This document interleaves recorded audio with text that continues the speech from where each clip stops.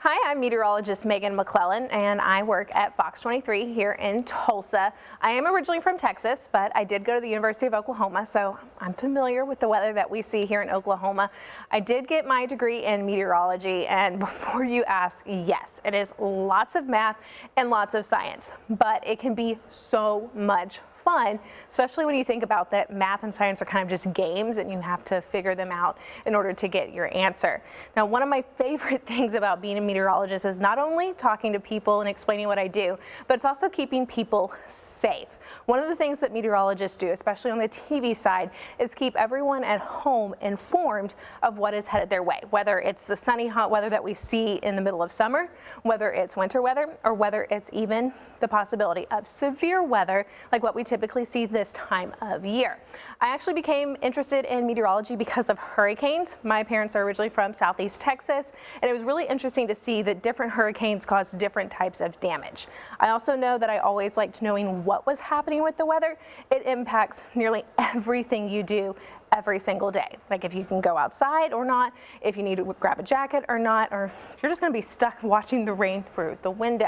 Now, I did go to OU, and that's because it was actually ranked one of the top in the country, and of course it's one of the best schools that we have in this part of the country, and it is well known for its research that we have with severe weather in this part of the country, and especially in Oklahoma. While I was there, I worked for the Oklahoma Mesonet, and if you don't know what that is, that's okay, but it is 120 different weather stations across the entire state, including here in eastern Oklahoma. They gather up information on the weather that we see and even some information on agricultural things, including moisture that we have in the ground. Now, fast forwarding all the way through school, after graduation, I did go to southern Oklahoma, moved down there. I worked for a TV station there for a few years, and I worked on the morning show, which means super early hours, but it's also really fun. After working there, I moved here in 2016, and I've been here ever since. Currently, I work as the second meteorologist in the mornings, meaning I get to work between about 2 and 4 a.m. That's, yes, really early, and it does depend on the day, depends on the weather. But the good news is by the time that I'm off work, it's 1 o'clock, 1:30 in the afternoon, and I still get to enjoy my afternoon, still get to enjoy times with friends and even family. A normal work day, you get to work a couple hours before the show, so that's about 2 o'clock in the morning, make a forecast, update the graphics, and then that's the website. And that is all before we even go on air at 4 o'clock in the morning. Now, in order to make a forecast, I do look at lots of different things. I look at what the previous meteorologist did, the information that they gathered.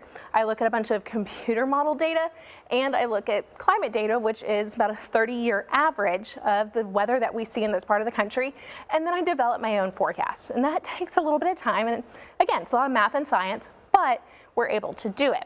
Once we go on the air, this is where things get a little different.